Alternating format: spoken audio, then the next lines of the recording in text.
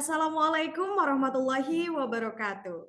All praise to be to Allah, the Lord of the world, the King of the King, who makes all everything in this universe, who has given us blessing and mercy so that we can meet in this virtual space. And don't forget to praying and greeting we send to Prophet Muhammad Sallallahu Alaihi Wasallam, who has brought us to the darkness, from the darkness into the lightness. My name is Julia Gesti Mercury, as the Master of Ceremony, also the moderator, and this today International Student Seminar with the theme Academic Bridges Connecting Cultures and Knowledge for International Students.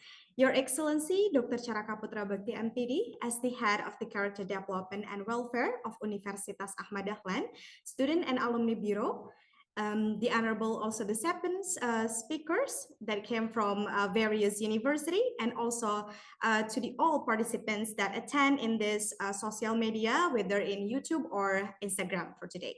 So it is pleasure to have all of you guys to join in this virtual today. This is wonderful opportunity for all of us to learn, share ideas, and build connection that transcend borders. Even though we are in a virtual space in a distance, the seminars remind us of how we can bridge cultures and knowledge in the virtual space. Before we start, I'm pleased to introduce Dr. Charaka Putra Bakti MPD, the Head of Character Development and Welfare of the Universitas Ahmad Dahlan Student and Alumni Bureau, who will deliver the welcome address and officially open the seminar. So, Dr. Charaka Putra Bakti, the floor is yours. Thank you, Julia. From English.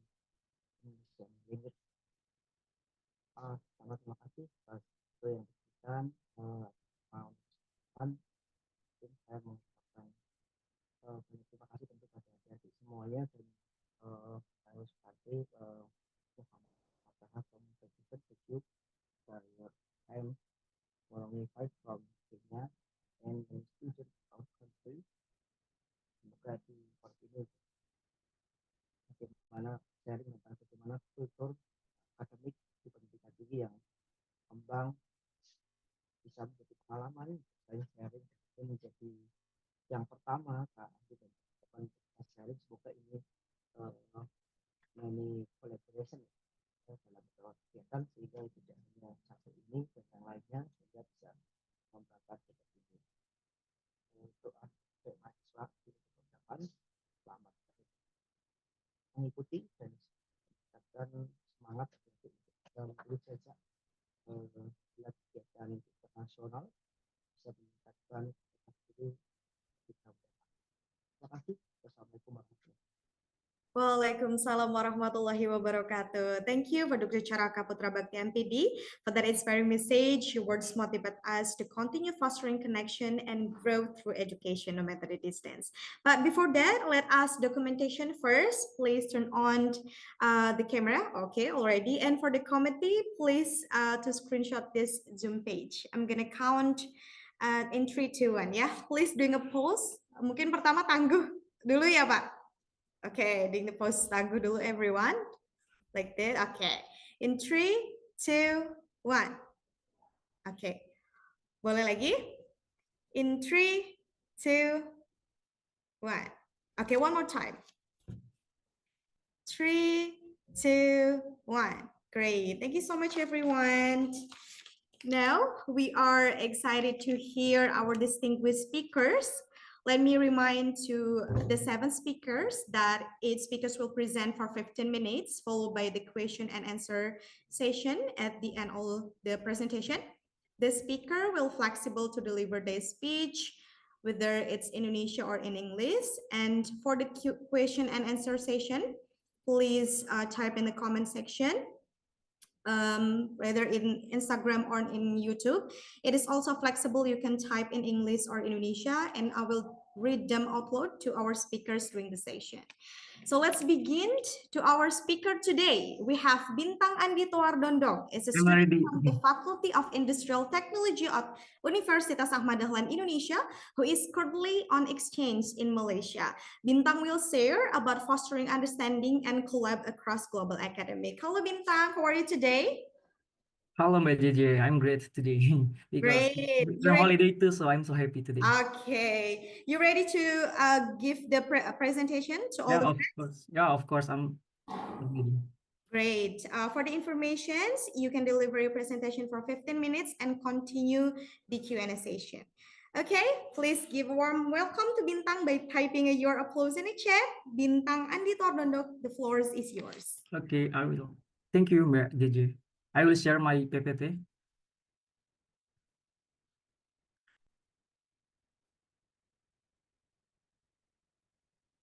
Oh yeah, just to be try if my voice is loud and clear. Okay, thank you.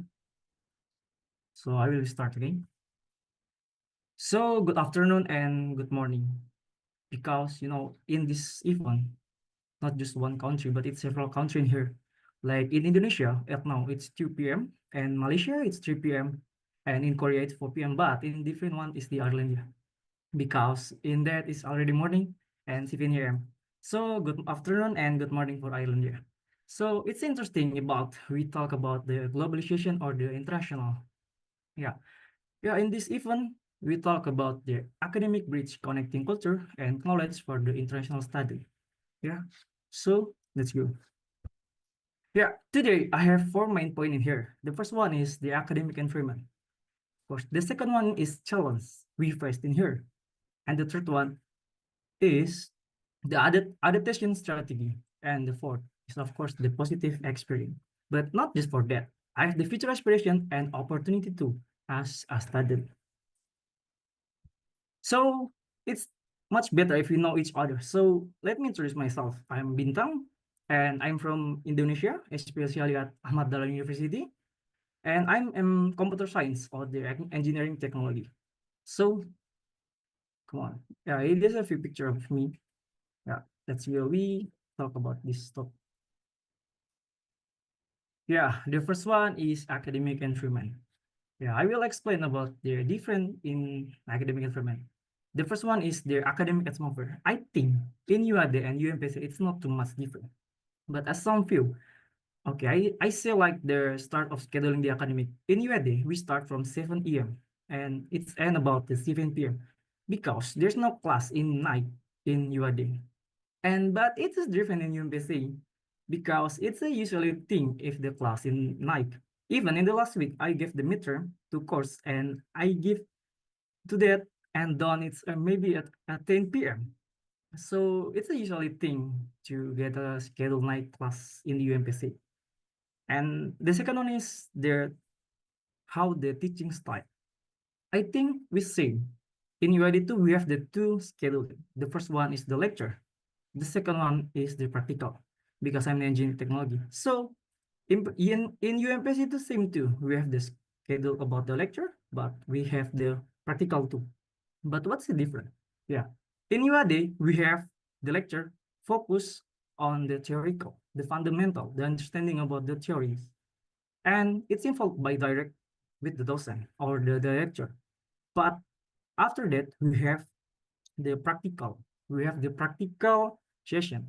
In this, not the lecture, we involve direct to guide to us, but we have the assistant. We have the assistant laboratory, maybe about of 5 or 6 people. And yeah, they get responsibility direct to lecture. But the difference in UPSC, it's same. There's no assistant or laboratory or something like that. Every single thing about the lecture, about the practical scheduling, all with the lecture. So in the lecture time, they will give the fundamental of the theoretical of we learn. And after that, we got the implement or we got to utilize their learning theoretical to their practical. So that's too much different, but yeah, this is different. But yeah, and now in classroom interaction, yeah. In UAD, many too are international studying there, but especially at my class, there's too much international students. So I think the classroom interaction is same because we have the same environment. We have same Indonesia. So I think it's not too much, but it's so different in UMPC because at in my class, so many people who not same environment with we because so many people with Europe, Africa, and so many things. So I think it's so different about the interaction here. because we have their different culture, we have their different language, we have the different of anything, the habit, the opinion, and over that. But I love it, the differential, the diversity, so we can learn how to differential. Yeah, and that is about the academic environment. So we go to next there two main point. The first one, of course, we have the challenge we face. Yeah, every single page, of course, we have the challenge. But it seems like a problem, but I don't know. I don't like to say this problem. I love it to say this challenge because challenge is interesting. It's like a game. We must conquer the challenge we faced. Okay, I think it's maybe for the personal, yeah, but I think it's general because the first thing is the language barrier. Because why? Yeah, language is the fundamental. It's the basic thing we can understand. We can get know what the mean of what they want to say. If we don't know the language, of course, yeah, there's no use. Let's say we talk with the turtle. If we know what they say, yeah, of course we don't know. So what I say, the language is the fundamental thing or the basic thing. But yeah, now there's several country to adapt the most spoken language, like the Mandarin and the English. I prefer to talk English, and it's so helpful. But unfortunately, not all people have their own mother language site, so that not cannot people can to understand English. So, but I think this is a general problem to a student or anything international. Yeah, the language barrier. And the second one is, of course, the cultural adjustment. I believe every nation, every country, they have their own cultural. Same like Indonesia, they have their own cultural. Yeah, same in here too. But because I love it, so I will discuss about their eating. Yeah, and Indonesia, I usually eat the food something like a spicy and salty. But in here, I don't meet any of them. Yeah, I think it's a plain food because I don't taste anything. So I usually eat in here and I always say to madam, can you add some spicy? And the madam like surprised, wah, it's already spicy and you want some add more spicy. So that, yeah, it's not taste spicy for me because yeah, that's called a cultural differential. But it's okay because we have the diversity in here. And the last one is the environmental habit. Yeah, I don't want to discuss it because it's too bigger. I just the daily activity. In Indonesia, I usually walk or jogging at 5 p.m. But I already see many people has they start the activity in the early morning in the 4 or 5 p.m. 4 and 5 p.m. But not in Malaysia. In here, I think they get started about 7 a.m. Because why? Because the Fajr prayer in Indonesia it's almost 4 a.m. but in Malaysia it's almost 6 a.m. So I think after they get the prayer Fajr and after that they start the activity. So I think regarding that statement. Okay, we next about the challenge. Of course, if we have the challenge, we get some adaptation strategy to what? Yeah, to conquer our challenge. This is the adaptation I have and I implement to myself to conquer the challenge. The first one is language improvement. Yeah, like what I was saying before. Language is understanding. Language is fundamental. It's the basic thing. If you don't know language, yeah, it's not used. Because that it's very important to have to improvement our language. Because why? Because this is the basic thing. And why? Why we improve this language? I believe every single person can. People can because why? Because they usually to do that. Yeah, if you usually to do that, of course you can. In informatics, we say it's looping. It's a hierarchical to repeat and repeat and repeat and repeat again. Yeah, it's same. We must repeat again, repeat and repeat. Of course, and I believe, and I guarantee you cannot. You can to improve your language. The second one is the cultural integration. Yeah, like I was saying, every nation has their own cultural. So we must respect the diversity. We must understand how the integration of the cultural. So we must adapt with the smart way. And the last one is the time management. I believe as a new student, as a newbie, new people in the new environment. We don't know anything here. We don't know how we going to our campus. We don't know the bus going to go, and we don't know anything here. And I think it's a big problem, or not problem. I think it's a big challenge in here, and we must take a scheduling. Yeah, and I prefer to get the pyramid methodology. Yeah, I draw some pyramid, and I will fill with my the best, or my the big urgency, or my big priority or top priority to the pyramid. So I get to the top list, the example like my academic. The second one is my competition, and the third and the fourth and the, yeah, and then. So I prefer to do that. So I know what's I to do, and I know what's the urgency, what's gonna I do. So this is the three fundamental things I do to conquer the challenge I faced in here as a new student. So let's go. I almost 2 months in here, but so many positive experience I have in here. But I believe as a student international, just not in learning, not just learning in academic, so many positive we can take it. We can know how their country opinion, we can know the differential, we can know the diversity, we can know they think in every single country, they have their own habit, they have their own thinking, they have their own opinion. So this we can take, we can learn. And of course, we can collaborate. So many things we can do, just not to learn, but how to discussion, how to get the relationship, and how to negotiation and offer that. Because that, yeah, it sounds not too long, it's just 2 months, but so many experience I have in here, and I'm very faith to feel that experience.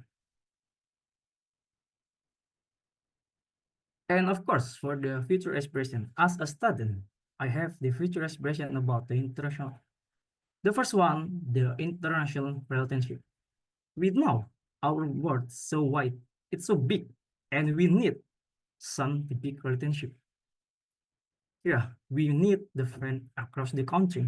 We need relationship across the country. Yeah, because that after we get the relationship, of course, we make some opportunity, we make some change based on the relationship. But it's not just opportunity about the university level, not the regional, even not the national, but we think, we talk about the global opportunity, the global change. Yeah. And then the last one is take the collaboration.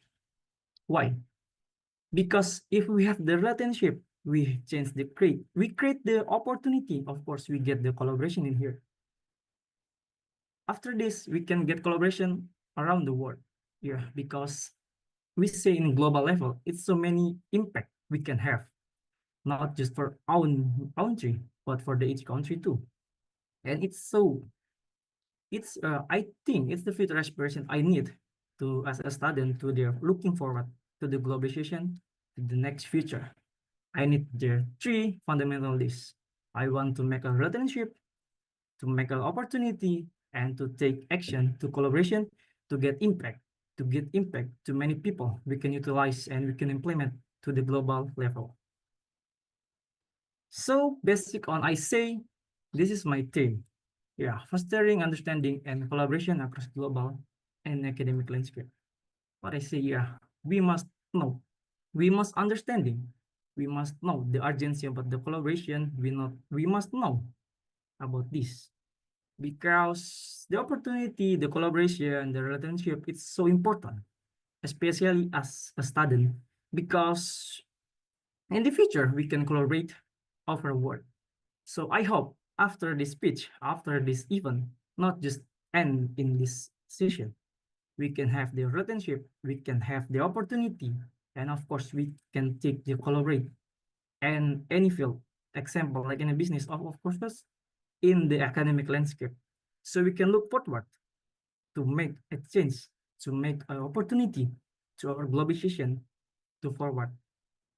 And I think it's so interesting to say about this. And I think this is for our future. And I hope we can collaborate, not stop just in this session. Okay, that's all from me, Bintang, and thank you. I will give back to our moderator, Mrs. JJ. Thank you.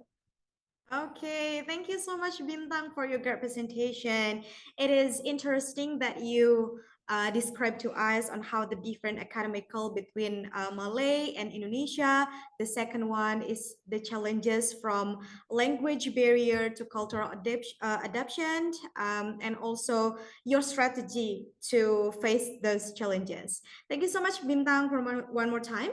We jump into the next speakers. We have Tasya Amin Zakia from the Faculty of Teachers and Training at Universitas Ahmad Dahlan, Indonesia. Tasya will talk about undergraduate education in Indonesia, challenges, opportunity, and future. Hello, Tasya. Are you here? Yes, I'm here, Mbak Gigi. Great. How are you today? I'm fine, thank you. Okay, you ready to deliver the presentation? Yes. Okay, for the information, your presentation is 15 minutes and followed by the Q&A session. Okay, let's show Tasya some virtual applause in the chat, and Tasya Amin Zakiah, the floor is yours. Okay, thank you, Mbak Gigi. I will share my PPT.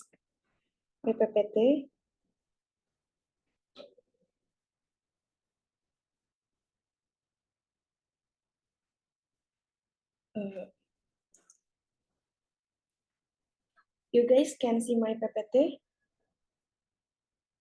Yes. Okay. Okay, thank you to Mbak Gigi as the MC for the time given. Previously, let me introduce myself. My name is Tasya Amin Zakia from the Guidance and Counseling Department, Ahmad Dahlan University. First of all, I would like to thank BIMAWA UAD for giving me the opportunity to be a speaker on this discussion. Here, I will discuss about education environment in Indonesia with a little undergraduate education in Indonesia, challenge, opportunities, and the future. So let we start. The first point is about curriculum and policies of higher education in Indonesia. The higher education curriculum in Indonesia, especially for the undergraduate programs, has undergone various changes and developed in the line with the government policies. These policies and curriculum are designated to support the development of quality higher education.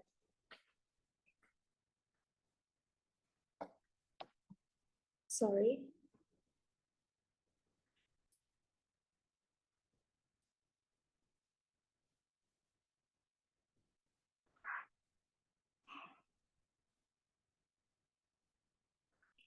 Okay. The policy and the curriculum are designed to support the development of quality higher education relevant to the needs of society and capable of production graduates who are competent and at the national and international level. The higher education curriculum in Indonesia currently it implements the Merdeka curriculum launched by the Ministry of Education, Culture, Research, and Technology. This curriculum is one of the Merdeka Belajar program to improve the quality of the learning. Okay, second is about graduates requirement for undergraduate programs. The first is about complete a study load of 144 credits over 4 years or 8 semester. So in general, undergraduate program have a study load of around 144 to 148 credits and are the complete over 8 semester or 4 year. However, the division of semester and study load can vary in each university, institution, faculty, program study, or department. And second is have a minimum GPA of 2. The minimum GPA to graduate from a bachelor program in Indonesia is 2. A minimum grade of C for compulsory subjects. And the 3 is undergraduate thesis or skripsi.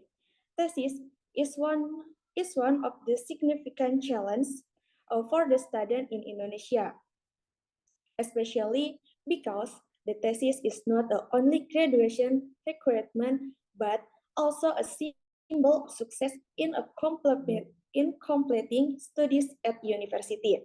This challenge covers various aspects, both academic and non-academic. In addition, completing thesis requires good time management, amidst various to the student activities. Many students have a difficulty dividing their time between writing a thesis, registers, organization, side jobs, and personal life. The 3 point is about challenge or challenges. Challenges are something that will definitely always become to human, but challenges themselves can be an object that upload determination to improve the ability to overcome problems. Likewise in the world of literature, of course, there are many challenges that we must face as a student, and there are the challenges that must be faced to obtain a bachelor degree in Indonesia. Earning a bachelor degree in Indonesia is a major accomplishment, but the journey to get there is often fraught with challenges. These challenges vary based on an individual's background, program study, and social and economic circumstances. So, in here are the main challenges faced by Indonesian students in complementing their undergraduate education. The one is about high study load. Indonesia colleges curriculum are often dense with many courses to be complemented within a certain time. Students must be able to manage time and academic pressure to complete assignment, exams, and projects. The two is a research and thesis. Thesis or final assignment is often the biggest challenge. Many students have a difficulty finding relevant topics, obtaining data, or understanding research methodology. The 3 is about economic challenge. Although many public universities provide subsidies, tuition remains a heavy burden for some students, especially those from low-income families. And the 4 is about adaptation to new environment. Social challenge that usually, of course, in a new student include difficulty adaptation to a new environment. A student who move away from home often face challenge adaptation to social, culture, and with their environment that will different from their home area. And the 5 is time management. Time management and stress are a challenge for most students where we have to balancing between college, youth, organization, activity, social life, and personal time can be a big challenge. Many students experience stress or mental fatigue during their studies. And competition in popular campus. Well, we know campus have a very high level of competition to enter. So not all students can study at the campus of their choice. Next is about opportunities. Opportunities in obtaining a bachelor degree in Indonesia. Defeat the challenge, the process of obtaining a bachelor degree in Indonesia also offer valuable opportunities that students can take advantage to develop personally, academically, and professionally. Support from the government include the one is about scholarship and education assistance. The government and various institutions provide many scholarship programs, such as KIP Kuliah, LPDP, and scholarship from private companies. This provide opportunity for students from various economic background to complete their studies. And the second is student exchange program. Programs Programs such the Indonesian International Studies Mobility Award or ILSMA and other student exchange allow students to study abroad or other campus in Indonesia, expanding their global networks and perspective.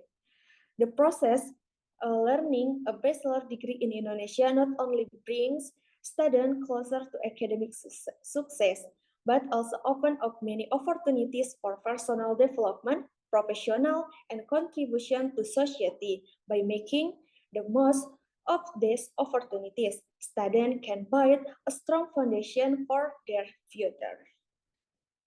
So the last is about, the next is about academic inspiration. Based on the challenge and opportunities in the undergraduate education system in Indonesia, there are several aspirations or hope that undergraduate students can achieve, including the one is about continuing in education to a higher level. Many studies aspire to continue their education to master or doctoral program, both at home and abroad. Two is scholarship success as LPDP, Fulbright, and Erasmus Mundus are improvement goals for students with high academic aspiration. Two is about producing research and scientific work. Students want to contribute to the development of science through research, journal publication, or technology development. This aspiration is often realized through an innovative final project or thesis. The three is about interesting the relevance of knowledge in the world of work. Connecting academic theory with the needs of the professional world is one of the main goals. Students aspire to have a skill that are relevant to industrial development, such as digital technology, data analysis, or entrepreneurship. And the fourth is contribute to community development. The students from various study programs aspire to have a positive impact on society, especially in the field of health, education, environment, and economy. Okay, the closing statement. Undergraduate education in Indonesia is a journey full of the challenge, but it also offers great opportunities for self-development and contribution to society. By making advanced take of various opportunities such as innovative programs, scholarship support, and independent learning, independent campus policies, students can overcome obstacles and prepare themselves for a competitive future. Through collaboration between students, educational institutions, and the government, undergraduates education in Indonesia has a great potential to create the generation that is globally competitive, innovative, and make a real contribution to national development. Maybe use this for me, by Yulia. Thank you. Okay, thank you so much, Sasha, for that insightful presentation. That As Natasha said, pursuing degree in Indonesia, we have several challenges such as time management to high student loan, but then also a lot of programs from the Indonesian government offer for the student in Indonesia, such as ISMA, scholarship, LPDP, Erasmus, and etc. to support and also improving their student. Thus, education is truly hold the key to connecting people worldwide. Thank you so much, Tasha, one more time. Okay, we're next into the third speaker. We have Agis Jalva Verenia from the Faculty of Literature, Cultures, and Communication from Universitas Ahmad Dahlan, Indonesia, who also currently on exchange in South Korea.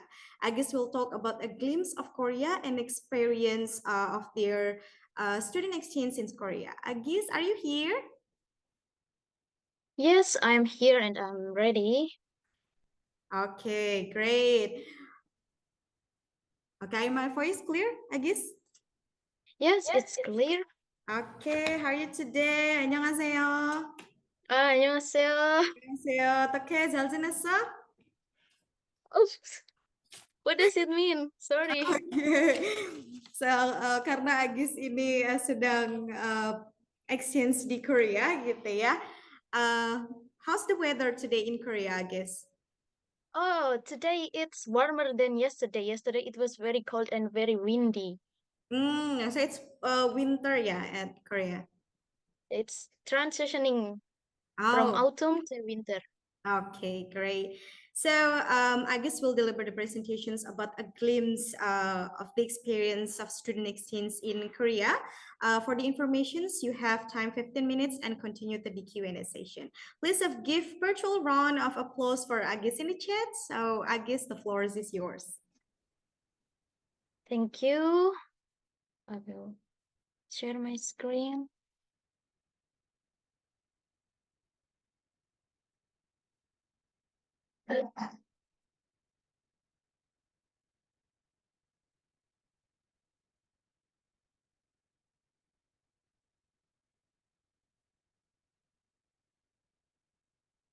Okay, good afternoon, everyone. Let me introduce myself. My full name is Agizelva Vernia Nuriski.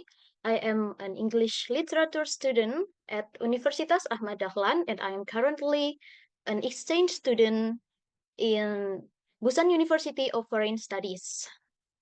So I will share to you a glimpse of Korea about my exchange experiences in brief story.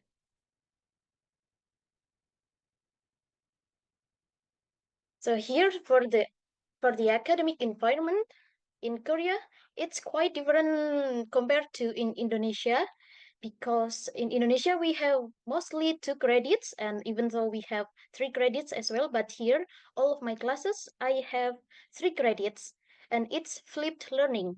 It means that 2 credits are in class or offline session, and 1 credit is online. So flipped learning, it's same.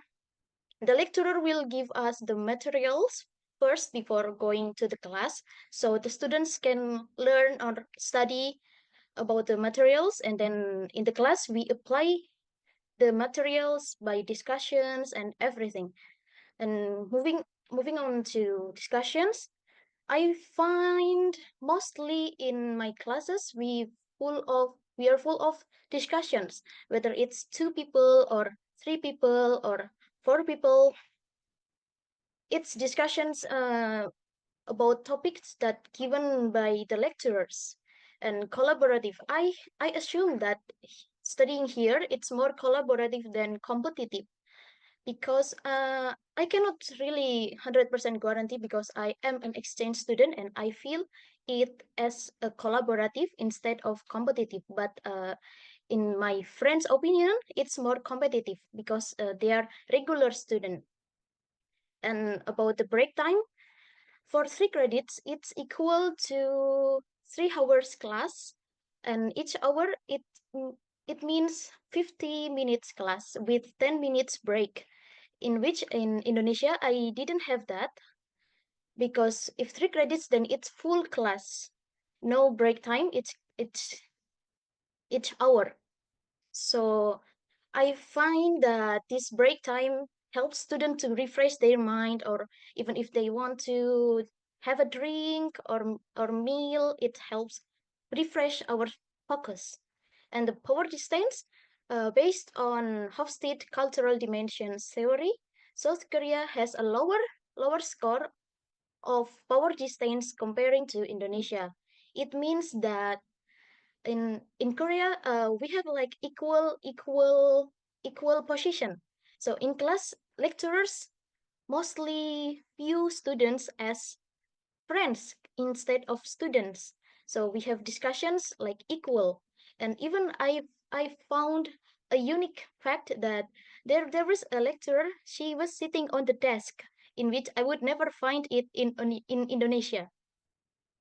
It's that relaxed, that chill. And next, what challenges did I face? For sure, for number one, it's language barrier. Since South Korea has its own unique alphabets named Hangul, it makes it more challenging for me to understand environment, surroundings, and sometimes I just wish that I could read everything because I want to know whether it is what shop, or it's what is written there. So it's a challenge, but I have my friends or my translator, it helps. And then for the norms, here we have slightly different norms. South Korea is also high in norms, such as the bowing. We don't really have it in Indonesia, but in Korea it's really common, and it's considered very polite, and we have to do that at least, to bow to older. And then the foods in South Korea, it's for sure it's very different compared to Indonesia. Here the foods are mostly sour or spicy. But the spicy it's fine as Indonesia also. A bit spicy in foods, but the sour I find it unfamiliar with me. It's a challenge for me to adapt with the foods. And also it's not easy to find halal foods here, as everything is kogi, has pork. And but we have to read the ingredients first, and then the currency. Indonesian currency and South Korean won, it's quite different, with maybe 11 rupiah equal to 1 Korean won. And it's also sometimes I think, is this worth the price, because I need to change the currency from won to Indonesian rupiah. And then the weather, it's also a main challenge for me, because I am used to living in Indonesia, a tropical country where it's warm. And here we have 4 seasons, and currently it's transitioning to winter. It's very cold outside and very dry. So so I overcome that challenge by keep keep keeping my skin hydrated by using moisturizer and everything, and protect my skin from weather. And then for how did I adapt? For number one, friends.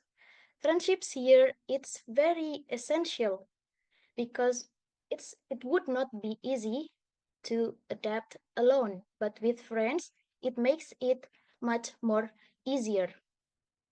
With friends, we have so many discussions, even almost every day, about the things that we experienced or our thoughts, and then we reflect our minds on the real life adaptations. And then for cultural classes and experiences, here I have so many experiences regarding cultural, and it really helps me in adapting Korean cultures or Korean foods or Korean traditions. And even we have lecturers that very supportive, friends, local friends that very supportive and helpful as well. And then personal exploration. Explore as much as we can. It's each exploration, it gives us a new perspective, a new insights that we never got before. It helps adapt ourselves here. And open-mindedness and positivity. Last but not least, open-mindedness is very important, as everything comes first in our thoughts, and we have to adjust our thoughts, be open mind and be positive. We can choose whether we see something in a positive way or a negative way. Positivity is not born, but it's a choice. We can choose to be positive or to be negative. And then the experiences I have here, so many experiences that I could not list for sure, and it's really valuable experiences, such as new insights, whether it's academically or non-academically. And then for personal growth, it really helps me in socializing with people from different backgrounds, or it helps me with empathy, with critical thinking, and communication as well, and so on. And then cultural exchanges. Here in South Korea, we don't only have Korean cultural exchanges, but even I also have Uzbekistan cultural exchanges, and then Vietnam, and then Cambodia, and so many countries that the students also study here. For memorable moments, such as we had a hanbok experience, and then we had the drawing dungeon pattern, and then we also experienced on how to cook, how to make kimbap. It's such an experience that I will never get, I would never get in Indonesia. And then motivations, by having this experience, it gives me motivation of keep doing more, keep exploring more, keep learning more. And then beyond the exchange, lifelong learning and exploring. Each explore, it makes me think that never stop learning, because life is never stop teaching. And it motivates me to explore more, even not only South Korea, but other countries, other cultures, other knowledge, and other new insights. For the global perspectives, it also motivates me to be global, to think globally, to impact globally, to adjust globally, and really helps me with open-mindedness, sorry, creating positive impacts. I am inspired to create positive impacts, at least to people near me or people around me. It's this student exchange is not about exchange, it's about life-changing experience. And I would never imagine how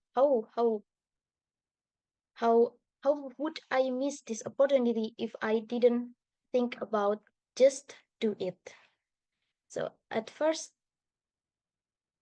when the registration opened, it I didn't think I didn't think long. I just applied, and I am very grateful that it really impactful on my life. So these are my a glimpse of Korea. And here, thank you very much for listening. And if you have any questions, I will be happy to answer. Thank you for the moderator. I'm giving back to you. Okay, thank you so much for Agis Zalfa Verenia, the students exchange from Indonesia and right now in South Korea. Uh, that is wonderful discussion on your glimpse in Korea, on how again you face the challenges again and again. It's about the language barrier and also the cultural adaptation, the norm, and also probably the interesting one is the weather between the different weather between Indonesia and South Korea. And also you mentioned on how you adaptation, helping with the friends, you find some new cultures, and it's really helpful in that experience. And also, I really like your quotes. You say never stop learning because we'll never stop teaching. That is really great quotes. Thank you so much again from Agi Silva Ferenia. Okay, the first speaker we have Muringi Fait Wangui from University Malaysia Pahang Al Sultan Abdullah, who also from Kenya. Fait will present Bridging Mind, Cultures, and Mind Globally. Hello, Fait, are you here? Hello, I'm here. Okay, is that correct? How do I call you? Faith, Wangui? Yeah, you can just spell Faith. Faith. Oh, okay, Faith. Okay, so Faith, how are you today? Are you ready to deliver presentation? Yeah, I'm ready. I'm fine. Okay. For the informations, the presentation for 15 minutes and followed by the Q&A session. Okay, Faith, the floor is yours. Yeah.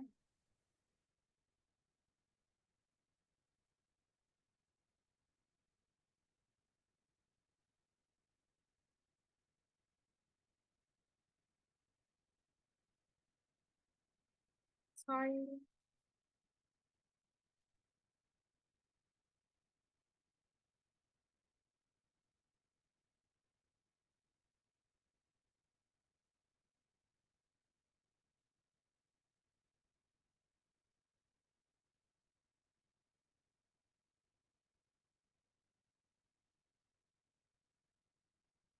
My name is Faith Wangoy. I'm from Kenya and I'm studying bachelor degree in software engineering. I'm a student at UMPSA. My first semester. Yeah. So I can start by, sorry, give me a second.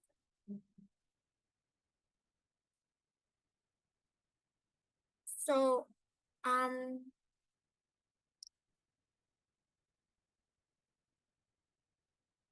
in my country, it's a bit different from here. So I can start by saying what I have learned for the, wait, give me a second. Sorry. Do you need help for the presentation? In just a minute, it's just,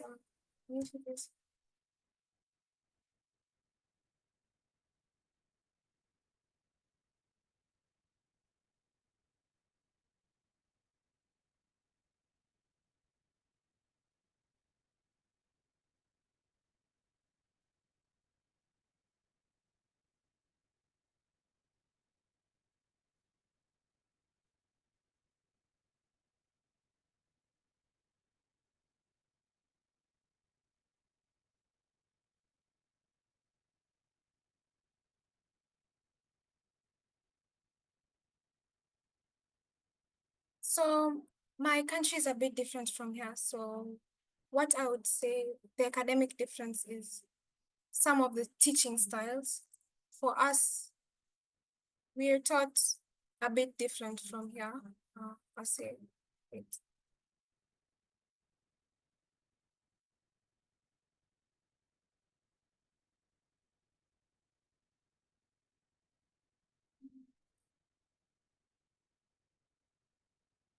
First, we have the teaching styles. For us, is mostly the lecturers they teach you.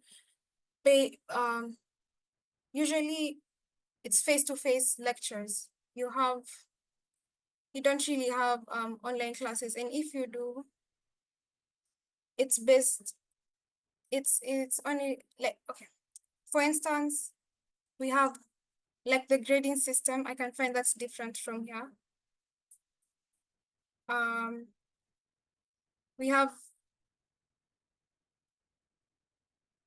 We learn different styles. For example, for instance, here the grading system. For us, you're graded based on tests only. Here you have assignments which can give you a certain percentage of your grade, maybe 10%, or maybe attendance, and which is an advantage on my end because sometimes tests are difficult.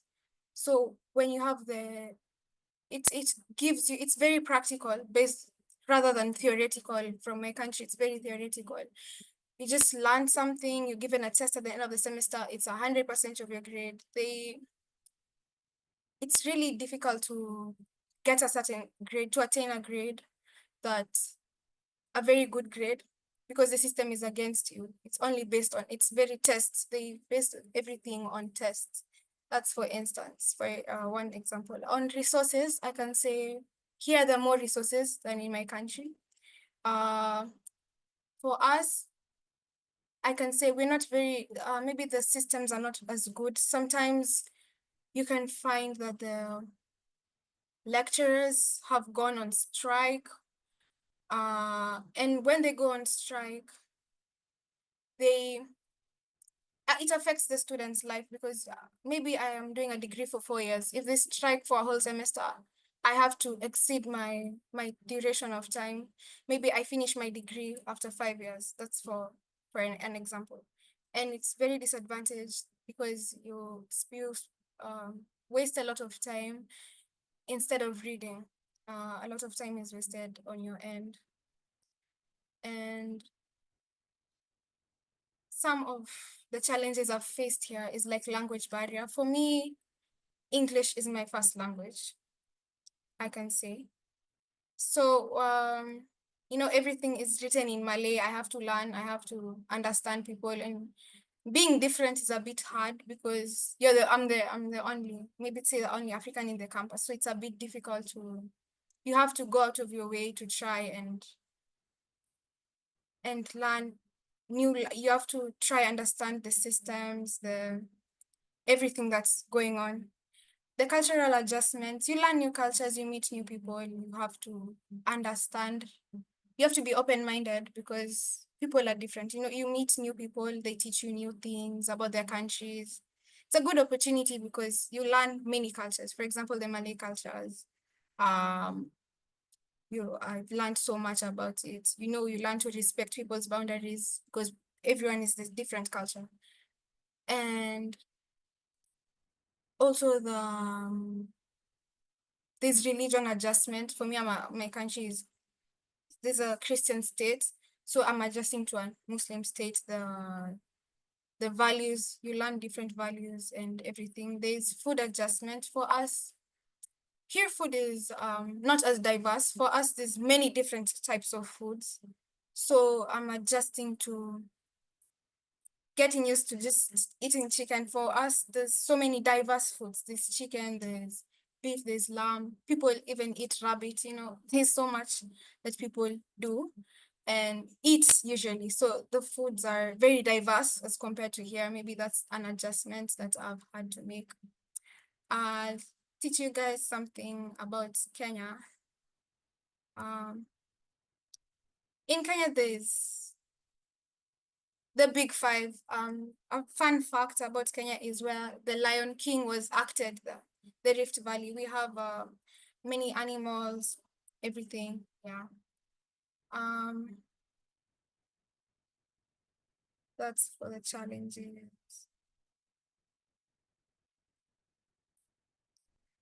I've been able to tour and see the beach. The weather here is warm. It's very hot as compared to where I'm from. So I usually have to have a fan because it's very hot. I sweat so much. And yeah, those are maybe the things that I've learned. The positive experiences, I've made new friends, which give you so many connections globally. Maybe if I want to travel to Germany, maybe I have a friend there. I made a few friends from Indonesia also. It gives you an opportunity to learn people and have a global network for your career, for instance. And you learn, there's so much you can learn, and you have to be open-minded because there are so many new things that you don't know. Maybe you're being too comfortable in your comfort zone, so you have to go out of your comfort zone to learn new things. And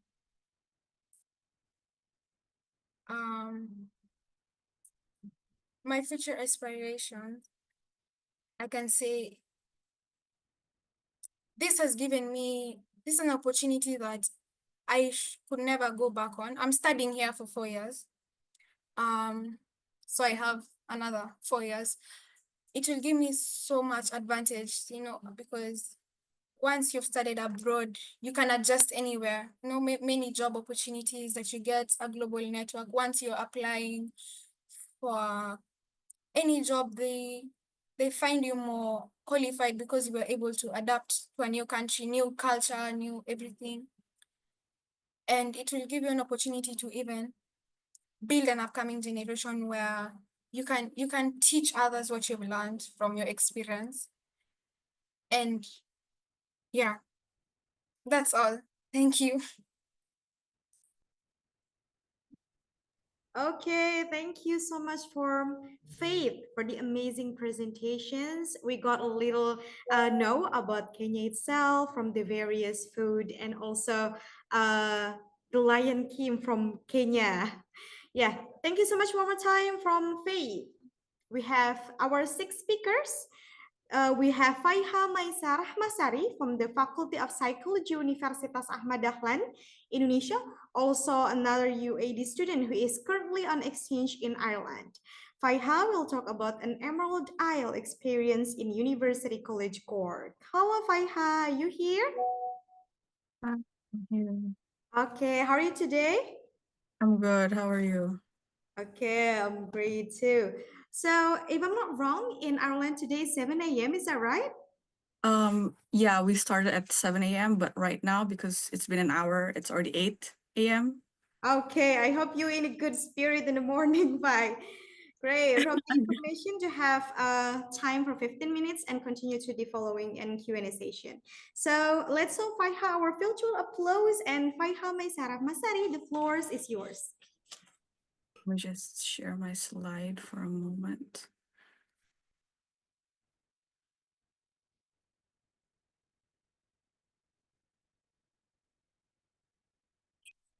Okay. Is it visible to everyone? And I can't see anyone. Wait, can someone say something? Yes, it's Yeah, okay. clear. It's clear. Okay, that means I'm audible. Okay, evenings to everyone and morning from Cork. My deepest gratitude to the committee organizing this event. And without wasting more time, as you all can see, the title is Emerald Isle. What is Emerald Isle? It's just a nickname given to Ireland as it has vast green landscapes. So basically, it's just a fancy way to say my experience in Ireland. And what I'm going to share is specific to my study in UCC or University College Cork, but it can be generalized to Ireland itself to some extent. So academically, I would say that it's 95% different. I'm confident enough to say that it's that different, and there are the reasons why. So classes wise, here in UCC, you get 2 weeks of trials week. So you can try out the classes first if you like the materials and lecture style. And if you don't like them, you can actually drop the classes before fixating your courses or like the modules. And in this period of time, usually you can try every class you're interested in. You also have access to every module description. So here on the right-hand side corner, as I'm showing you, you know what the modules are, so you know what is expected out of your assignments and exams, and you can also access like past paper questions and all that. And here in Ireland, how you contact with your lecturers are mostly with email, so it's very, very formal. It was a shock at first, but now I'm used to it. And there are other things like reading. So before class, you do readings similar to Agis, the one who's studying in Korea. You have readings and all that. So here we also have like 5 credits, but those 5 credits are not fully in class. You have to do these core readings, and these are like how many? Like 4, 5, 6, 7 journals of readings, and you have to read them before you go to class because we will be discussing them, and it's gonna be a waste of time if you come to class not reading because you won't understand what the lecturer is talking about, or you won't be able to put contribution in the discussions yourself. And here, what is very significant in Ireland is that there's so much inclusivity. Like I'm showing you, there's accommodation for people who are DSS. So basically like students who are disabled, they have access to like recordings, and they have the privilege to do tests in their own way because, inclusivity, studying is for everyone, not only for us who are able, but those who are also disabled to some extent. And actually, it's kind of similar to what Agis has mentioned. We also have like break times in between classes. So if you have like a 2-hour lecture, you have like 10 minutes break, and it's really different from back home because you have no breaks at all. And I have courses that are specific to exchange students, and I also have one that are integrated with regular full-time students. So I guess I can say that I get both of best worlds because I am able to experience one that are only exchange students and one that are also with regular full-time UCC students. And challenges itself, there are many, but I would just like to highlight 2 of these. So accent, an Irish accent, it's very, very thick. I hope you guys can hear. I'm gonna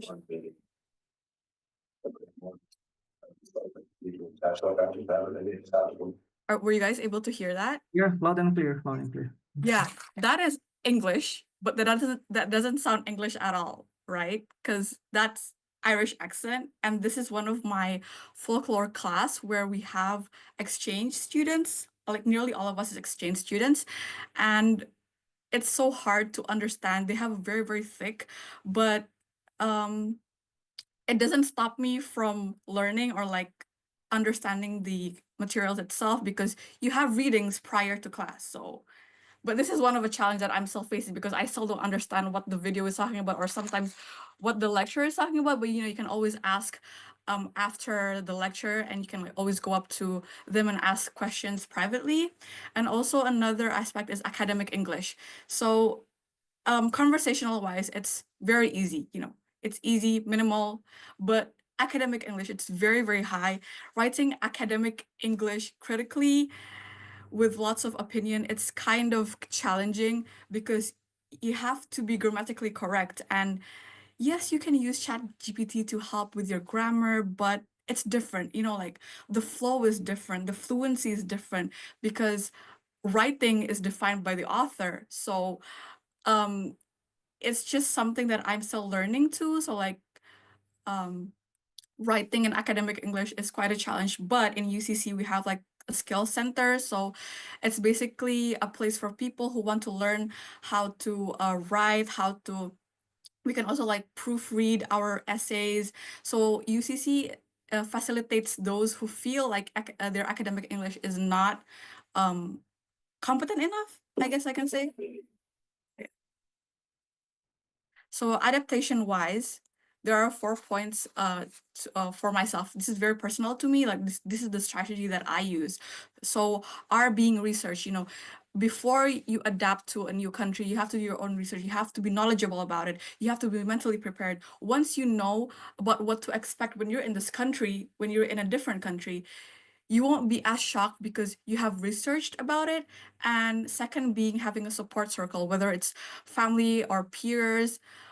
When you're back home, you talk about it like you even though they don't understand what you're going through, you tell them how the difficulties are, and it's nice having that support circle around you because when you're in a different country, you're all alone. And third being socialize. Don't try to isolate yourself. Everyone here is just very, very open. So get out there and socialize. Be careful of the Indonesian bubble, or like basically if you're somewhere else, just be careful of the Indonesian bubble because sometimes when you're in the Indonesian bubble, you tend to stay in that bubble and you don't want to socialize with other people. So try to go out yourself alone sometimes, and it's okay to feel alone, but like when you're alone, you don't have to feel lonely. You know, you can talk to others and socialize. And that is how I adapted, because being social enough to other people from France, Irish, and also from Netherlands, it's nice to know that you're able to have that bridging with them, not only with your Indonesian friends. And fourth and foremost would be, this is kind of like how I managed my time. So second brain. So you guys can search more about it, but it's all about how there's so much things going on in the world right now, and how to regulate all that is basically second braining it, having that information stored somewhere else, and you can open it easily anywhere else. So my experiences here, there are three main points. So here I was a research participant once. I was given the opportunity, and basically you can find this in Western countries. There are lots of research participants volunteer available.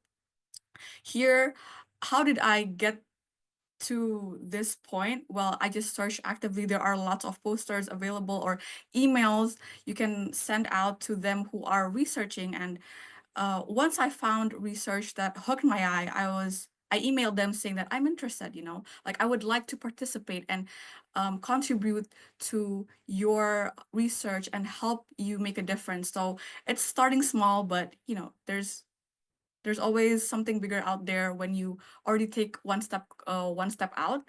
And second, being a global perspective. So there are so much cultural norms, as you know, but when you're experiencing yourself, it's different. And once you experience that different cultural norm, you know that the world is much more bigger than your country. So it opens your eyes a lot.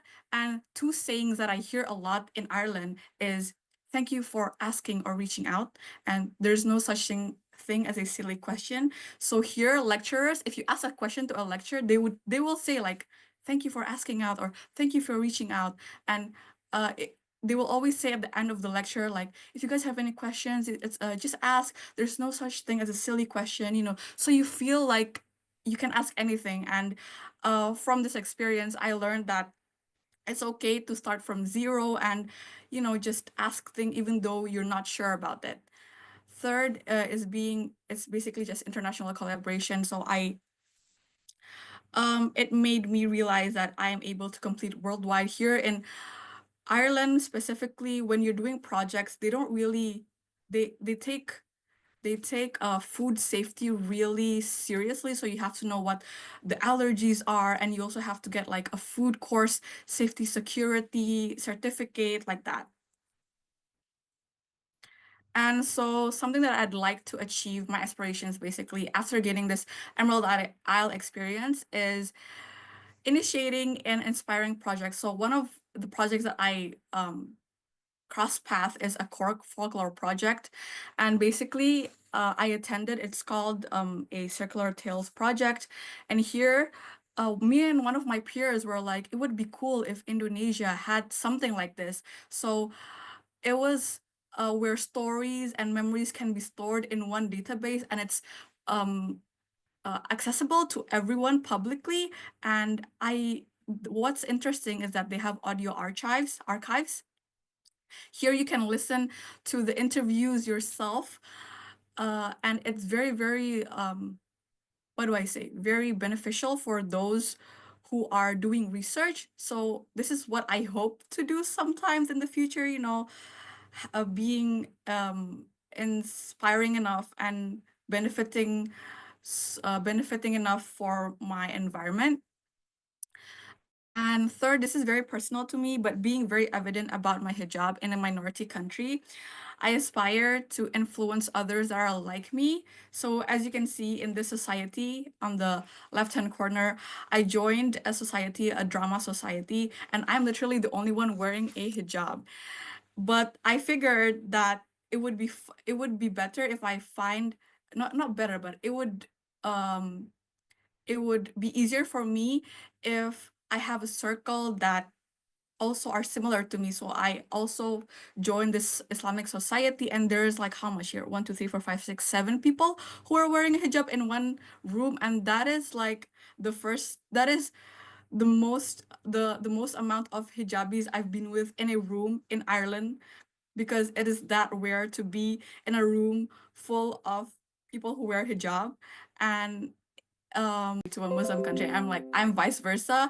So it's kind of different when you're the only one standing out. Like what Faith said, you have to make your way out of it. You feel like you're always being watched, and having that group of people that are similar to you, it makes you feel more safe. But you in the long run, you learn to embrace it. Like, it's my identity, it's part of me, and I'm not ashamed of it. I'm proud of who I am and all that. And I like to close with the quote, be present by embracing the hardships, embracing the difference, enjoying the hardships, and holding your identity tightly. Because a lot of people now, you plan so much for the future, but what good is all that if you can't be present and live in the present? So you have to be grateful for what you have now and what you're going through. So don't forget that you are living the present, not in the future or in the past. That is all from me. Slan gafoil, that's how you say it in Irish. It's welga. Basically, see you soon. Thank you, guys. Okay, Slangful. Thank you so much for Faiha Maisara Masari for amazing presentation. It's given an overview as an exchange student in Ireland itself. There were several challenges. One of them is the Irish accent and academic English, but then there is a UTC to help facilitate overcoming the English barriers, and also your experience to volunteer and working on the folklore project and to bring some benefit to the local community. Thank you so much one more time, Faiha. Okay, the next speaker is Putri Septiana from the Faculty of Public Health, Universitas Ahmad Dahlan, Indonesia. Putri will discuss about implementations of the MBKM program in Indonesia educations. Hello, Putri, are you here? Yes, Mbak Yulia, I'm here. Okay, great. How are you today? I'm fine. About you? Okay, I'm great. Right now, Putri, which semester are you? I'm in the 5th semester, Mbak. Okay, in the 5th semester. Great. You ready to do the presentation? Okay. For the information, you have 15 minutes to deliver the speech. Putri Septiana, floor is yours.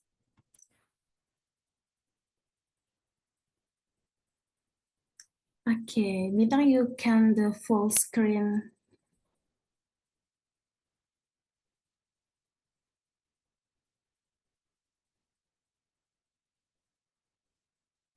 Okay. Thank you. Thank you, Mbak Yulia. Assalamualaikum warahmatullahi wabarakatuh. Hello from many parts of the world. Thank you everyone that has participated in this international seminar. Today, I will be talking about implementation of the Independent Learning Independent Campus Program, or we called MBKM program in Indonesian education. But before I start, welcome everyone and introduce myself. My name is Putri Septiana. I'm a public health student at Ahmad Dahlan University. Today, I'm so excited to discuss how Indonesia is empowering its youth through education innovation like the Independent Learning Independent Campus Program, MBKM. Let's explore Indonesia commitment to education, the MBKM program, and then my experience and the future aspiration for this initiative. Have you ever wondered how education could transform an entire nation? Talking about education means talking about achieved dream. Indonesia is striving to innovate in the field of education to continuously transform Indonesia children into the golden generation of 2045. Okay, Indonesian commitment to education.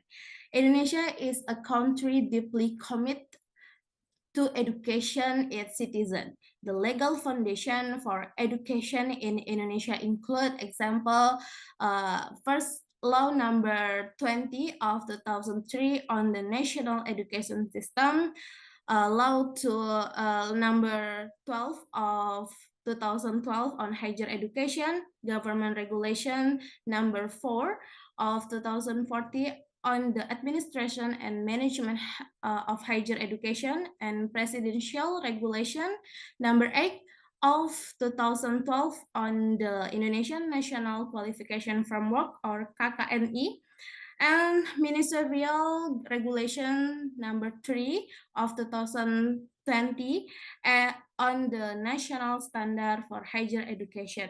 This legal framework serves as proof that Indonesia places significant import on education. Okay, next. Understanding individual potential. When discuss education, it is essential to understand that every individual possesses unique strength and talent.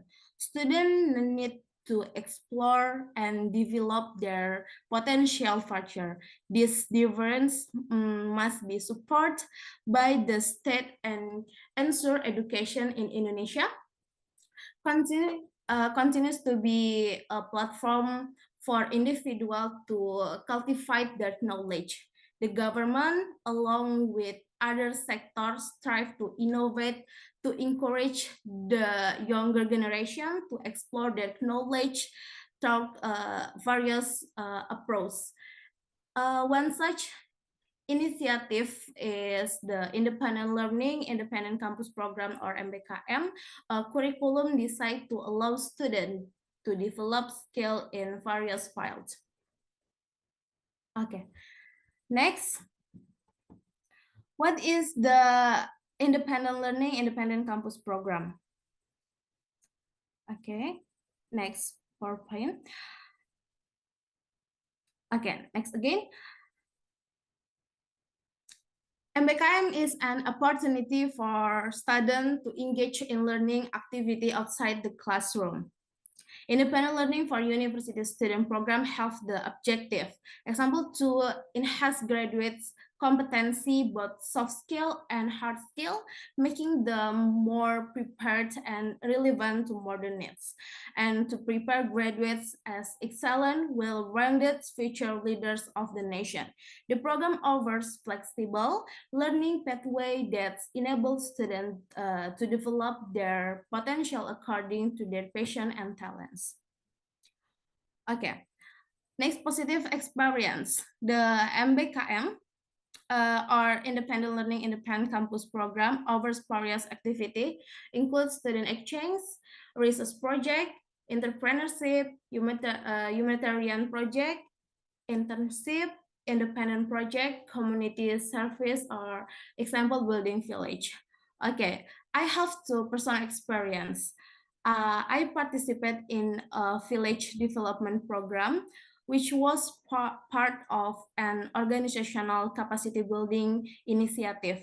As the team leader, I successfully secured funding from the Ministry of Education. This activity provides me with invaluable experience working directly with the community. Ahmad Dahlan University, of course, fully support me and team throughout the process, including recognizing course credit related to the program. Okay, future aspiration. Future aspiration optimism exciting policies. While Indonesia has designed program to advance education, they have not been comprehensively implemented across all universities in the country. It is crucial to disseminate information about the MBKM program to our region to achieve equal access to improve education. And then number two, international collaboration. I think international collaboration is most important. It says exchange program or collaboration with international university are essential to gain broader knowledge and diverse experience. Adapting to technology. Adapting to technology, building relationship toward digital platform makes it easier for the younger generation to access new knowledge and enhance their capacity. Okay.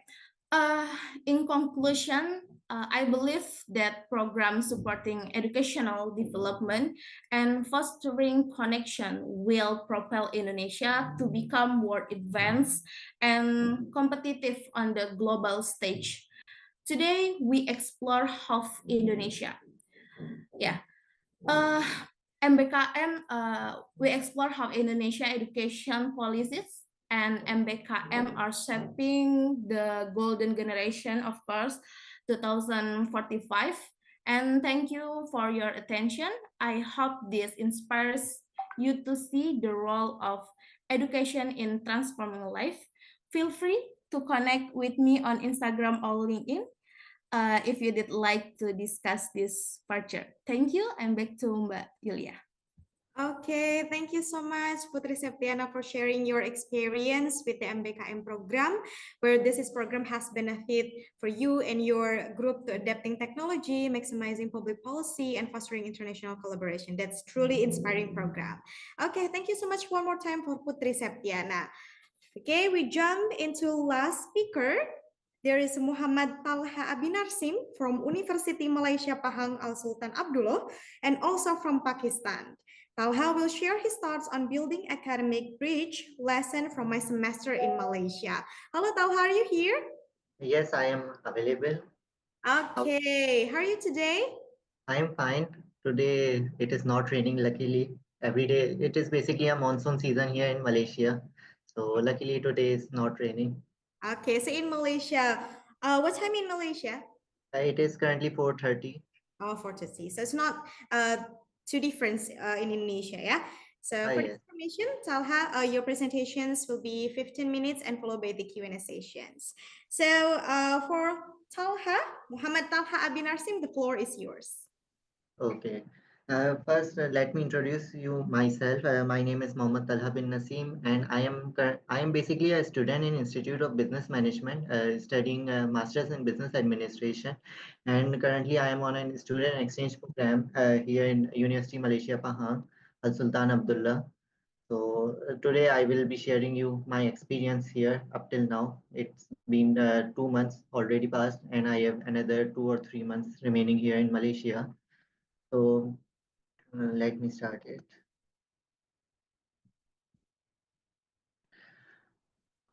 Okay, teaching styles. There's been so much, not much that difference between Pakistan and Malaysia studies because it is all blended learning and it totally depends on the faculty whom it is teaching.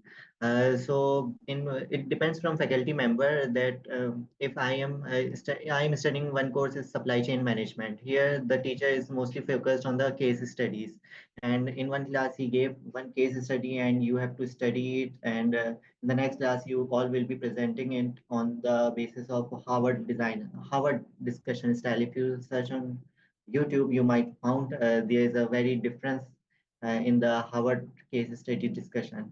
And in another class basically he forms the strategic marketing class. I am also studying that course here as well. So in that class, the professor divided all the class into 5 groups of 5 members each, and he will teach one topic. And in the end of the class, he will give a case study, and you in groups have to discuss it and present it later. And mostly my class is full of Malaysians, obviously, and I have a few Indonesians with me whom are also on a student exchange program, and one is Pakistani, my fellow mate, and one is from Bangladesh.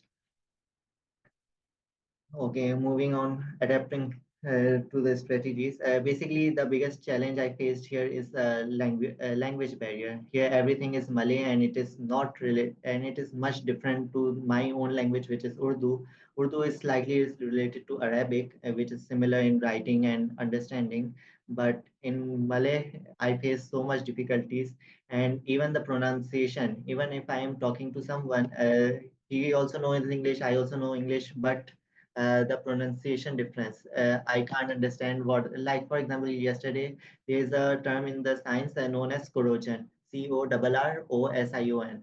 I used to spell it as corrosion, but the other one was not able to understand it because he says corrosion. So these are some issues I'm facing, and apart from them, I have to use the translate app, mostly Google Lens. If anything I found it is not I am able to understand, I just click it on the Google Lens and it translates it to me. And I'm not facing any sort of difficulties with communicating with the teachers because teachers are mostly professors and uh, senior level. So I don't face any difficulties in that point of view. Adaptation strategies. Luckily, Malaysia is also a Muslim country, and I am also a Muslim, so there is no much difference in the adapting the religion. So there is masjid here, surau here. We say surau to smaller masjids. So I don't face any sort of difficulties in adapting to my what you say my religious practices. I can perform with independently. The biggest challenge I faced is here is the food because here the basically India I'm next India is a neighboring country to Pakistan. India and Pakistan are famous for their spices, and here all the food is too much what you say sweet. So we face always face difficulties in eating that we usually even if we are buying chicken, chicken is also sweet.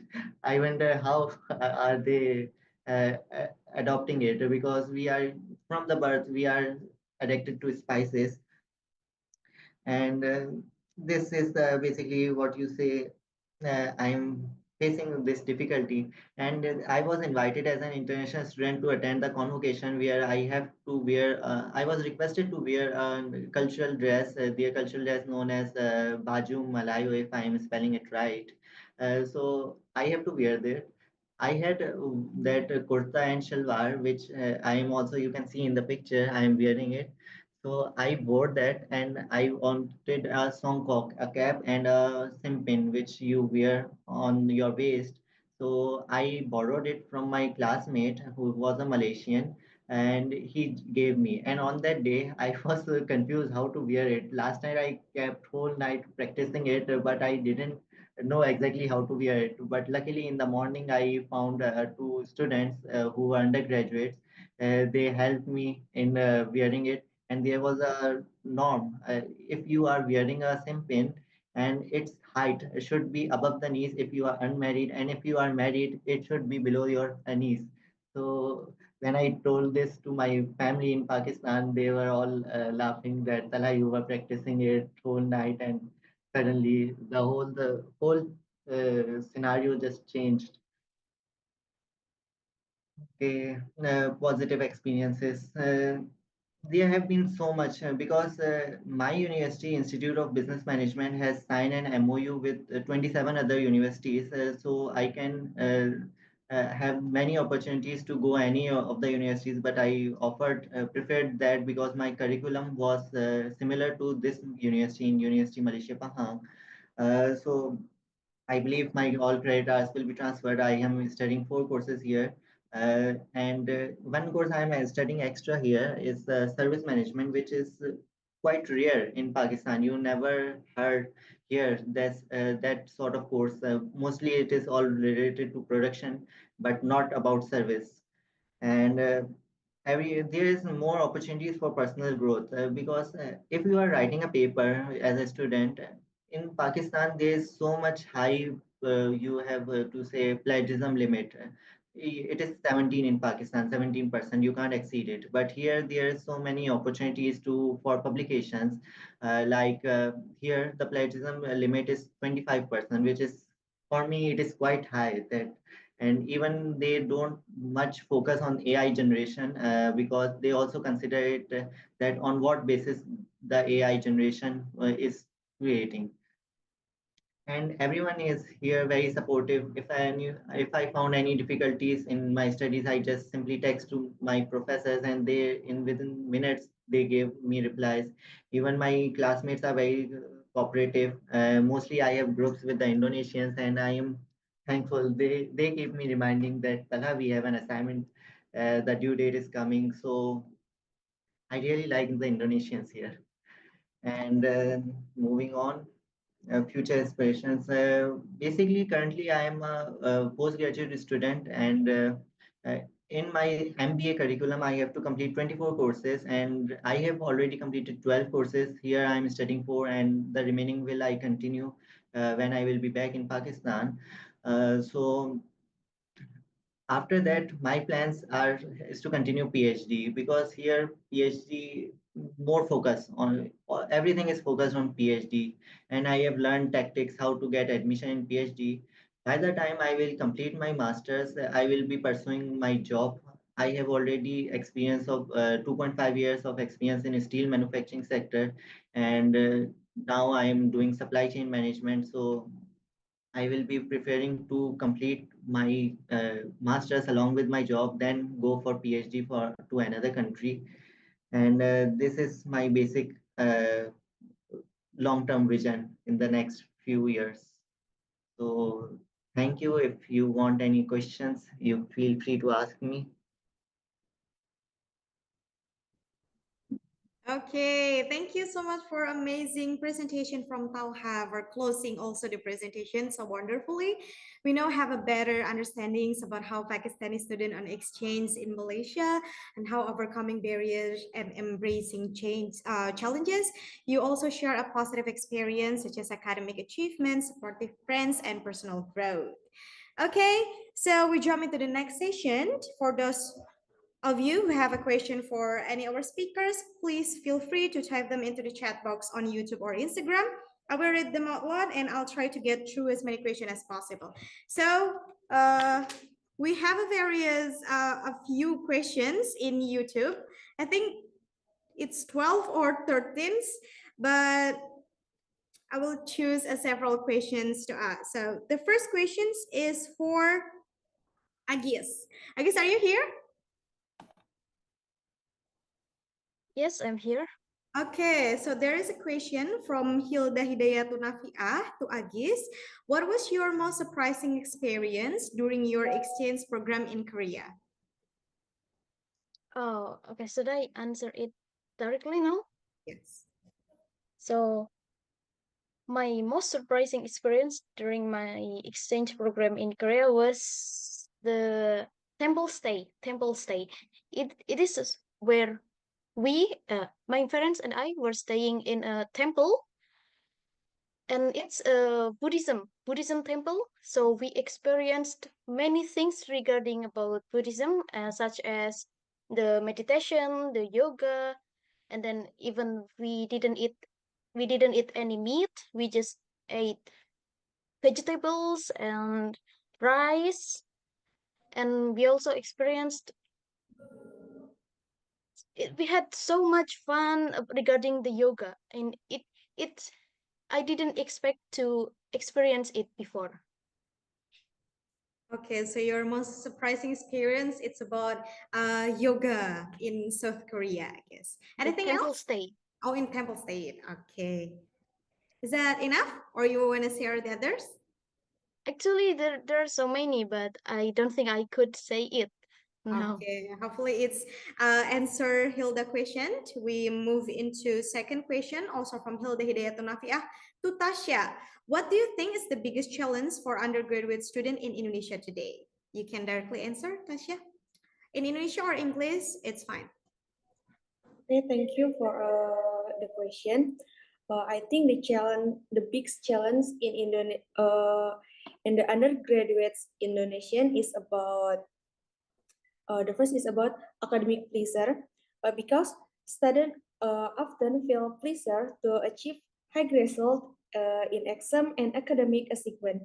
This can lead to stress and anxiety that negative impact student mental and physical well-being.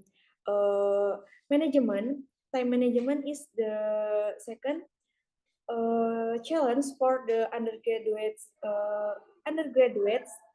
because the student often face challenge in this time management. Maybe just that.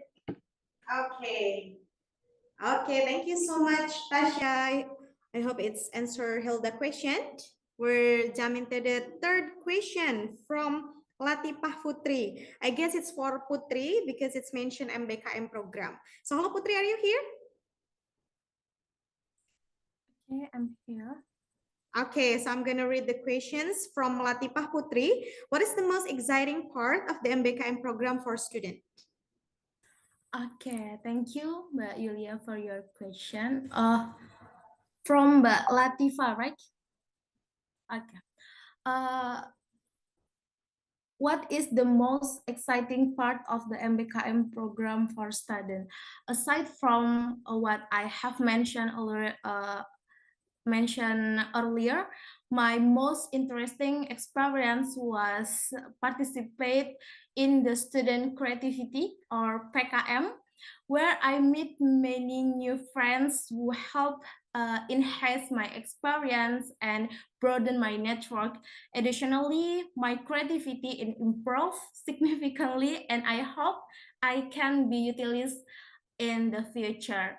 I plan to participate in other MBKM programs such as internship and other research activities.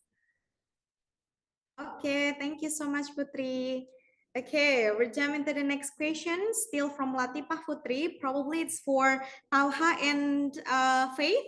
It is about, the question is, can you share an example of how Malaysia connect different cultures in education? The first probably from Talha and then the second one from Faith. You can answer it directly. Basically, there is every year, every semester, there is an intake of so many international students. We have an event known as Meet and Greet, and where I believe there were 50 international students were admitted in one semester. Not were all from same departments. I mean, many of them from the bachelor's, then masters and PhD, and across different faculties like industrial management, in civil engineering, and many other technologies. So basically, University Malaysia Pahangal Sultan Abdullah is basically getting a bigger intake of international students. And here I'm living in a hostel. I have 3 Indian roommates along with me, and I'm not facing any sort of difficulties here. And even in nearby, there also a Pakistani community whom I can every time if I feel alone or somewhat, I just simply go to them. So basically, it is connecting internationally. Okay, thank you so much. Probably from Faith. Okay, first of all, the Meet and Greet Association that happens once, maybe a year. I don't know the consistency, but you meet different people, like the German students, the Pakistani students, the Indians, the Chinese students. So you get to know that you're not the only different person. It gives you, quote unquote, a home, really. And they take us to tourist attraction sites. So they take us to the beach, places you've never been before. So it's like touring. And that's one. There's cultural day where you can, they let you, because maybe you're a minority group, if you think about it. So they let you explore your culture and show your culture. For instance, we had a cultural day a few weeks ago, and we were able to see different cultures. You learn different cultures, Nigerians, how they work, their food, their tribes, everything. So the cultural day is one of the ways that they make us incorporate different cultures. Yeah. So there's several ways on how Malaysia connect different cultures in education. So thank you so much for Faith and Talha. We're moving to the fourth question from Bambang Hayanto. It is for Andi Bintang. What's your opinion about student exchange as a student at a global level? Okay, so my opinion about the student exchange at the global level, right?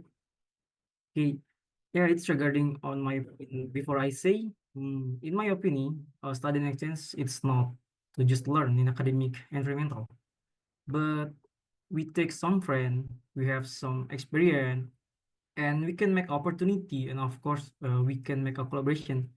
The example like, the real example like this. I know the Taha from Bangladesh, from Pakistan, and also from Faith from Kenya. I know them from each country, and I can make the opportunity, and I can build this coordination to get something collaboration to get the good impact. Yeah, it's the real example in this. So I think as a student, in my opinion, it's not just to learn, but how to take a relationship, make opportunity, and get a collaboration to good impact, to useful to many people. Maybe like that. Okay, thank you. Bye. Okay, thank you, Bintang. This is also related to Angkasa questions, also to Bintang. What opportunity you want to take as a student at the global level? Probably you want to add some more space? Okay, so the opportunity, of course, I will show my Indonesia too, because I'm Indonesia. So I will maybe show I'm Indonesia and honor to Indonesia, to all students, to every country. And I will go back to Indonesia and take my experience to build my country. Maybe like that. Thank you. Okay, thank you so much, Bintang. I hope it's answering question from Bambang Hayanto and Angkasa. Okay, next one. I have question from Faiha. Faiha, you here? I'm here.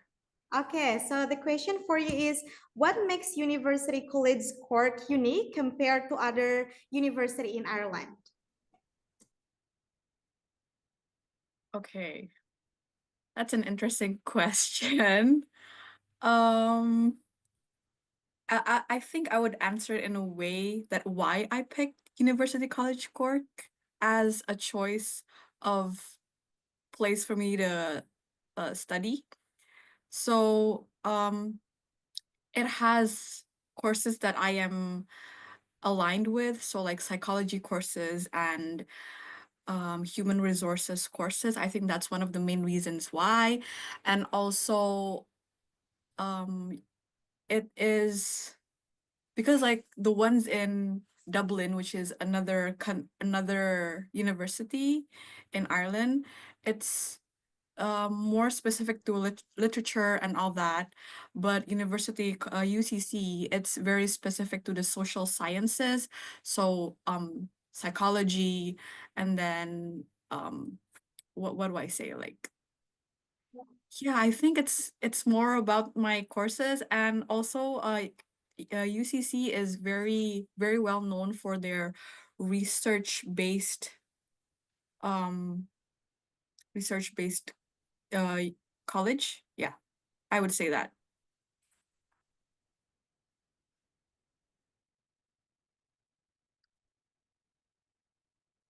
Okay, sorry, I'm muted. Thank you so much, Farha, for answering the questions. I think it's relevant on your presentation before, on how before you go into foreign country, you have to do some research for you not to shock after you come into that country. Thank you so much, Farha. So the last questions is from Dita Amalia Firdaus for Putri Septiana. One more time. For Putri Septiana, I want to ask about what do you think is the easiest way for students from different countries to collaborate effectively? Okay, thank you. As I mentioned in my presentation, I think MBKM is one of the ways provided by the government to collaborate, and then allowing us to learn about the culture and social aspect of other country. And the most important, I think clear communication is most important, because in a common language, often English is essential. Additionally, setting shared goals, respecting cultural difference, and maintaining open-minded will help ensure smooth collaboration. Okay, thank you so much for all the question and also answers for seven distinguished speakers. We are now finished for the presentation session and Q&A session. Thank you so much for your thoughtful questions and for engaging with our speaker during the Q&A session. And of course, a huge thank you for amazing speaker for sharing their expertise with us today. And we can conclude that this international student seminar, I hope you are feeling inspired and motivated to continue building bridges, whether academic, cultural, and personal. Today's seminar has shown us how, despite our differences, knowledge and understanding bring us closer together. Let us continue to embrace diversity and foster collaboration between each other, knowing that Abbas plays a vital role in shaping the future of global education. Thank you everyone who joined online today, whether Instagram or YouTube channel. Stay connected, keep learning, and keep building those academic bridges. Wishing you all the best in the future academics and personal endeavors. Have a wonderful day ahead. Thank you so much. Wassalamualaikum warahmatullahi wabarakatuh.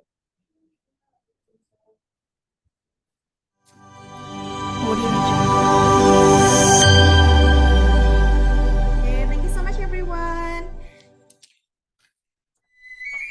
Nice to meet you, Faith, Bintang, Talha, Agis, Tasya, Faiha.